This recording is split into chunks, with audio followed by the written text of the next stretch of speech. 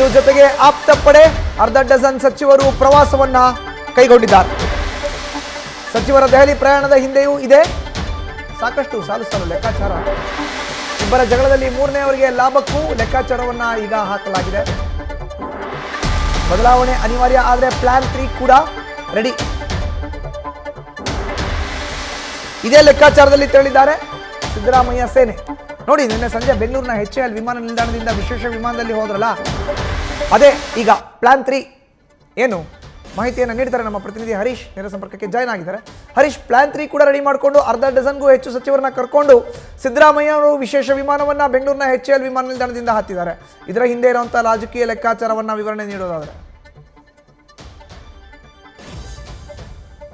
ಮಧುಸೂದನ್, ಬಹಳ ಮುಖ್ಯವಾಗಿರುವಂಥದ್ದು ಪ್ರಮುಖವಾಗಿ ನಾಯಕತ್ವ ಗೊಂದಲಕ್ಕೆ ಮದ್ದರಿಯುವಂಥ ಪ್ರಯತ್ನದ ಭಾಗವಾಗಿ ಹೈಕಮಾಂಡ್ ನಾಯಕರು ಇವತ್ತು ಸ್ಪಷ್ಟ ಸಂದೇಶವನ್ನು ರವಾನೆ ಮಾಡ್ತಕ್ಕಂಥ ಸಾಧ್ಯತೆ ದಟ್ಟವಾಗಿದೆ. ಅದೆಲ್ಲದಕ್ಕಿಂತಲೂ ಕೂಡ ಸಿಎಂ ಸಿದ್ದರಾಮಯ್ಯ ಅವರು ತಮ್ಮದೇ ತಂತ್ರಗಾರಿಕೆಯೊಂದಿಗೆ ಈಗ ದೆಹಲಿ ಅಖಾಡವನ್ನು ಪ್ರವೇಶ ಮಾಡಿದ್ದಾರೆ.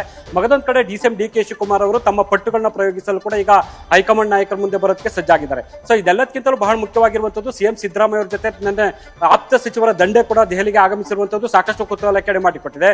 ಸೊ ಒಂದು ಡಾಕ್ಟರ್ G ಪರಮೇಶ್ವರ್ ಆಗಿರ್ಬೋದು, HC ಮಹದೇವಪ್ಪ, ಸತೀಶ್ ಜಾರಕಿಹೊಳಿ ಅವರಾಗಿರ್ಬೋದು, ಮತ್ತೆ ಜೊತೆಗೆ ಬೇರೆ ಬೇರೆ ಪ್ರಮುಖ ಸಚಿವರು ಕೂಡ ಈಗ ಆಗಮಿಸಿದ್ದಾರೆ. ಅದೆಲ್ಲಕ್ಕಿಂತಲೂ KJ ಜಾರ್ಜ್ ಕೂಡ ದೆಹಲಿಗೆ ಆಗಮಿಸಿದ್ದಾರೆ. ಸೊ ಈ ಹಿನ್ನೆಲೆಯಲ್ಲಿ ಕೂಡ ಸಿಎಂ ಸಿದ್ದರಾಮಯ್ಯ ಅವರ ಬಹಳ ಗಟ್ಟಿಯಾದಂತೆ ಕಾಣಿಸ್ತಾ ಇದೆ. ಸೊ ಶತಾಯಗತಾಯ ಕೂಡ ನಾಯಕತ್ವ ವಿಚಾರಕ್ಕೆ ಸಂಬಂಧಪಟ್ಟಂಗೆ ಯಾವುದೇ ರೀತಿಯಲ್ಲಿ ಕೂಡ ಬಿಟ್ಕೊಡ್ಬಾರ್ದು ಅನ್ನುವಂಥ ನಿಟ್ಟಿನಲ್ಲಿ ಮುಂದಾದಂತೆ ಕಾಣಿಸ್ತಾ ಇದೆ. ಹಾಗಾಗಿ ಸಿಎಂ ಸಿದ್ದರಾಮಯ್ಯರು ತಮ್ಮದೇ ಪಟ್ಟುಗಳನ್ನ ಈಗ ಪ್ರಯೋಗ ಮಾಡೋದಕ್ಕೆ ಈಗ ಮುಂದಾಗಿರುವಂಥದ್ದು ಸ್ಪಷ್ಟವಾಗಿ ಕಾಣಿಸ್ತಿದೆ. ಮಗದೊಂದು ಕಡೆ DK ಶಿವಕುಮಾರ್, DK ಸುರೇಶ್ ಅವರು ಕೂಡ ನಿನ್ನೆ ಒಟ್ಟಿಗೆ ಕೂಡ ತಡರಾತ್ರಿ ಕೂಡ ರಹಸ್ಯ ಸಮಾಲೋಚನೆ ನಡೆಸಿದ್ದಾರೆ ಅಂತ ಹೇಳಲಾಗ್ತಿದೆ. ಹೈಕಮಾಂಡ್ ಮುಂದೆ ಯಾವ ಪಟ್ಟುಗಳನ್ನ ಪ್ರಯೋಗ ಮಾಡಬೇಕಾಗುತ್ತೆ, ಯಾವ ಬೇಡಿಕೆಗಳನ್ನ ಇಡಬೇಕಾಗುತ್ತೆ ಅನ್ನುವಂಥದ್ದು ಪ್ರಮುಖವಾಗಿ ಚರ್ಚೆ ಮಾಡಿದ್ದಾರೆ ಅಂತ ಹೇಳಲಾಗ್ತಿದೆ. ಸೊ ಹಾಗಾಗಿ ಇವತ್ತಿನ ಹೈ ವೋಲ್ಟೇಜ್ ಮೀಟಿಂಗ್ ಅಲ್ಲಿ ಹೈಕಮಾಂಡ್ ನಾಯಕರ ಮುಂದೆ ಸಿಎಂ ಸಿದ್ದರಾಮಯ್ಯ ಮತ್ತು DK ಶಿವಕುಮಾರ್ ಇಬ್ಬರು ಯಾವ ರೀತಿಯಲ್ಲಿ ಪಟ್ಟುಗಳನ್ನ ಪ್ರಯೋಗ ಮಾಡ್ತಾರೆ, ತಂತ್ರಗಾರಿಕೆಯನ್ನು ರೂಪಿಸ್ತಾರೆ ಅನ್ನುವಂಥದ್ದು ಕುತೂಹಲಕ್ಕೆ ಎಡೆ ಮಾಡಿಕೊಟ್ಟಿದೆ.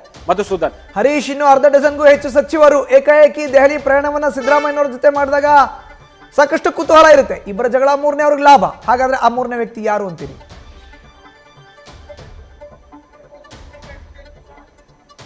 ಮಧುಸೂದನ್, ಈಗಾಗಲೇ ಕೂಡ ಒಂದೊಂದು ಬಣ ಒಂದೊಂದು ಲೆಕ್ಕಾಚಾರದಲ್ಲಿ ಇರುವುದು ಸ್ಪಷ್ಟವಾಗಿ ಗೊತ್ತಾಗ್ತಿದೆ. ಅಂದ್ರೆ ಒಂದು DK ಶಿವಕುಮಾರ್ ಶತಾಯಗತಾಯ ಸಿಎಂ ಗಾದಿಯನ್ನ ಪಡೆಯಲೇಬೇಕು ಅನ್ನುವಂಥ ಲೆಕ್ಕಾಚಾರದಲ್ಲಿ ಈಗ ಅಖಾಡಕ್ಕೆ ಧುಮುಕಿದ್ದಾರೆ. ಮಗದೊಂದು ಕಡೆ ಸಿಎಂ ಸಿದ್ದರಾಮಯ್ಯ ಅವರು ಯಥಾಸ್ಥಿತಿಯನ್ನು ಕಾಯ್ದುಕೊಳ್ಳಬೇಕಾಗುತ್ತೆ, ಸಂಪುಟ ಪುನರ್ರಚನೆಗೆ ಅವಕಾಶ ಕೊಡಿ, ಗ್ರೀನ್ ಸಿಗ್ನಲ್ ಅನ್ನು ಕೊಡಿ ಅನ್ನುವಂಥ ಬೇಡಿಕೆಯನ್ನ ಹೈಕಮಾಂಡ್ ನಾಯಕರ ಮುಂದೆ ಇಡುವಂತ ನಿಟ್ಟಿನಲ್ಲಿ ಕೂಡ ಅವರು ದೆಹಲಿಗೆ ಬಂದಿದ್ದಾರೆ. ಸೊ ಸಿಎಂ ಸಿದ್ದರಾಮಯ್ಯ ಅವರ ಬೆನ್ನಿಗೆ ನಿಂತಿರ್ತಕ್ಕಂಥ ಹಲ ಹಿರಿಯ ಸಚಿವರು ಕೂಡ ಈಗ ದೆಹಲಿಯಲ್ಲಿ ಉಳ್ಕೊಂಡಿದ್ದಾರೆ. ಹಾಗಾಗಿ ಒಂದು ನಾಯಕತ್ವ ಒಂದು ಬದಲಾವಣೆಗೆ ಕೈ ಹಾಕ್ತಾರೋ ಅಥವಾ ಸಂಪುಟ ಪುನರ್ರಚನೆಗೆ ಕೈ ಹಾಕ್ತಾರೋ ಅನ್ನುವಂಥದ್ದು ಕುತೂಹಲ ಇದೆ. ಸೊ ಸಿಎಂ ಸಿದ್ದರಾಮಯ್ಯ ಅವರ ಬಣ ಹೇಳ್ತಾ ಇರುವಂತದ್ದೇನು, ಮುಖ್ಯವಾಗಿ ಸಿಎಂ ಸಿದ್ದರಾಮಯ್ಯ ಅವರು ಕರ್ನಾಟಕದ ಪ್ರಭಾವಿ ನಾಯಕರಾಗಿದ್ದಾರೆ, ಹಿಂದುಳಿದ ವರ್ಗಗಳ ಪ್ರಶ್ನಾತೀತ ನಾಯಕರಾಗಿದ್ದಾರೆ.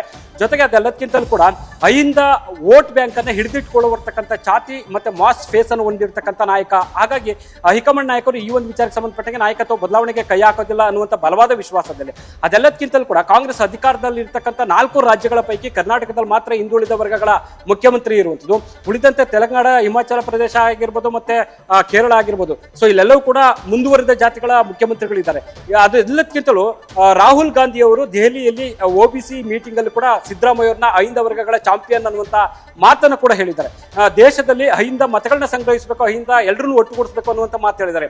ಈ ಹಿನ್ನೆಲೆಯಲ್ಲಿ ನೋಡೋದಾದ್ರೆ ನಿಜಕ್ಕೂ ಕೂಡ ಯಾವುದೇ ಕಾರಣಕ್ಕೂ ನಾಯಕತ್ವ ಬದಲಾವಣೆಗೆ ಕೈ ಹಾಕೋದಿಲ್ಲ ಅನ್ನುವಂತ ಬಲವಾದ ವಿಶ್ವಾಸ ಸಿಎಂ ಸಿದ್ದರಾಮಯ್ಯ ಅವರ ಬಣದಲ್ಲಿ ಇರುವಂತದ್ದು. ಆದ್ರೆ DK ಶಿವಕುಮಾರ್ ಅವರ ಬಣದಲ್ಲಿ ಕೂಡ ಸಾಕಷ್ಟು ವಿಶ್ವಾಸ ಇದೆ. DK ಶಿವಕುಮಾರ್ ಅವರು ಪಕ್ಷವನ್ನು ಅಧಿಕಾರಕ್ಕೆ ತಂದಿದ್ದಾರೆ, ಹಗಲಿರುಳು ಕಷ್ಟಪಟ್ಟು ಕೆಲಸವನ್ನು ಮಾಡಿದ್ದಾರೆ. ಹಾಗಾಗಿ ಆ ಶ್ರಮಕ್ಕೆ ಕೂಲಿಯನ್ನು ಕೇಳ್ತಾ ಇದ್ದಾರೆ. ಸೊ ಜೊತೆಗೆ ಅಧಿಕಾರ ಹಂಚಿಕೆಯಂತೆ ಕೂಡ ಈಗ ಅಧಿಕಾರವನ್ನು ಬಿಟ್ಕೊಡ್ಬೇಕು, ನನಗೊಂದು ಅವಕಾಶ ಕೊಡಲೇಬೇಕು, ಮತ್ತೆ ಪಕ್ಷವನ್ನು ಅಧಿಕಾರಕ್ಕೆ ತರುವಂತ ಒಂದು ಅವಕಾಶ ಸಿಗುತ್ತೆ ಅನ್ನುವಂತ ಬಿಗಿಪಟ್ಟನ್ನು ಕೂಡ DK ಶಿವಕುಮಾರ್ ಅವರ ಬಣದ ವಾದ ಆಗಿದೆ. ಇದೆಲ್ಲದಕ್ಕಿಂತಲೂ ಬಹಳ ಖುಷಿಯಾಗಿ ಒಂದು ವಿಶೇಷ ಅನಿಸ್ತಾ ಇರೋದು, ಡಾಕ್ಟರ್ G ಪರಮೇಶ್ವರ್ ಅವರು ಕೂಡ ದೆಹಲಿಗೆ ಬಂದಿರುವಂಥದ್ದು ಅಪರೂಪಗಳಲ್ಲಿ ಅಪರೂಪ. ಸೊ ಎಲ್ಲ ನಾಯಕರು ದೆಹಲಿಯತ್ತ ಮುಖ ಮಾಡಿದ್ರು ಕೂಡ ಒಂದು ಪರಮೇಶ್ವರ್ ಅವರು ಕರ್ನಾಟಕದಲ್ಲಿ ಉಳಿತಾ ಇದ್ರು. ಆದ್ರೆ ಈ ಬಾರಿ ಸಿಎಂ ಸಿದ್ದರಾಮಯ್ಯ ಅವರ ಜೊತೆ ದೆಹಲಿ ಅಂಗಳ ಪ್ರವೇಶಿಸಿರುವಂತದ್ದು ಸಾಕಷ್ಟು ಕುತೂಹಲಕ್ಕೆ ಎಡೆ ಮಾಡಿಕೊಟ್ಟಿದೆ. ಸೊ ಈಗಾಗಲೇ ಕೂಡ ತನಗೆ ಸಿಎಂ ಗಾದಿ ಸಿಕ್ಕರೆ ನಾನು ನಿಭಾಯಿಸಲು ಸಿದ್ಧ ಅನ್ನುವಂತ ಮಾತನ್ನ ಸ್ಪಷ್ಟವಾಗಿ ಹೇಳುವಂತ ಒಂದು ಪ್ರಯತ್ನ ಮಾಡಿದ್ರೆ, ಜೊತೆಗೆ ದಲಿತ ನಾಯಕರೆಲ್ಲರೂ ಕೂಡ ಪರಮೇಶ್ವರ್ ಅವರ ಬೆನ್ನಿಗೆ ನಿಲ್ಲುವಂತ ಹೇಳಿಕೆಗಳನ್ನ ಕೊಡ್ತಾ ಇದ್ದಾರೆ. ಅದರಲ್ಲೂ ರಾಜಣ್ಣ ಅವರು ಕೂಡ ಮೊದಲು ಆ ಕೂಲಿಯನ್ನು ಚುಕ್ತ ಮಾಡಬೇಕಾಗಿರುವಂತದ್ದು ಪರಮೇಶ್ವರ್ ಅವರಿಗೆ ಅನ್ನುವಂತ ಮಾತನ್ನು ಹೇಳ್ತಾ ಇದ್ದಾರೆ. ಯಾಕಂದ್ರೆ 2013 ಪಕ್ಷವನ್ನ ತಂದಿರುವಂತದ್ದು ಕೂಡ ಪರಮೇಶ್ವರ್ ಅವರು, ಹಾಗಾಗಿ ಅವರು ಕೊಡಬೇಕು ಅನ್ನುವಂತ ಮಾತನ್ನ ಹಲವು ಸಂದರ್ಭಗಳಲ್ಲಿ ಹೇಳಿದ್ದಾರೆ. ಈ ಹಿನ್ನೆಲೆ ವೇಳೆ ನೋಡಿದರೆ ಒಂದು ವೇಳೆ ನಾಯಕತ್ವ ಬದಲಾವಣೆಗೆ ಹೈಕಮಾಂಡ್ ನಾಯಕರು ಮುಂದಾಗಿದ್ದೇ ಆದಲ್ಲಿ ದಲಿತ ಸಿಎಂ ದಾಳ ಉರುಳಿಸುವಂತ ಸಾಧ್ಯತೆ ದಟ್ಟವಾದಂತೆ ಕಾಣಿಸ್ತಾ ಇದೆ.